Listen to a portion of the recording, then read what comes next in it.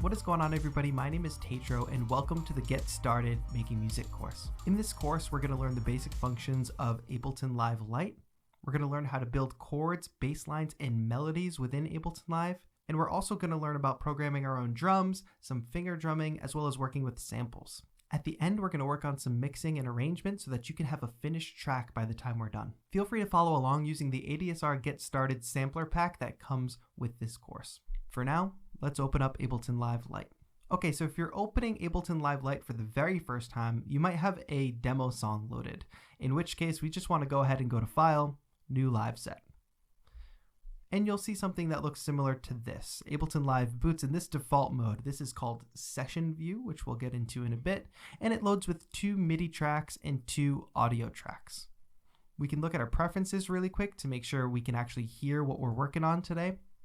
If we go to Preferences and Audio, we want to make sure that our audio input and output device is set. So I'm using an audio interface today. You might just be using headphones plugged into your computer. Either way, make sure you go into this drop-down menu and select the appropriate output so you can actually hear what you're working on.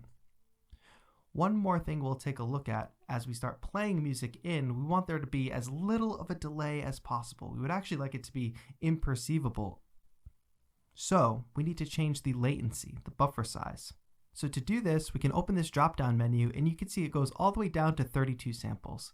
What I found is that using a very small sample size will actually cause some processing issues for most machines. So I like to keep mine anywhere between 64 and 256 to keep things stable and to not even sense any type of delay from when I press a key on my keyboard to actually hearing the sound through the DAW.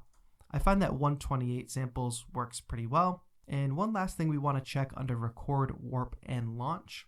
We want to go to this count-in setting and make sure that the count-in is set to 1 bar. Sometimes it does default to none. If you don't know what that means, that's fine. We're going to go over it in a minute. Just make sure it is set to 1 bar. And then we're done in the preferences. Great. That was easy.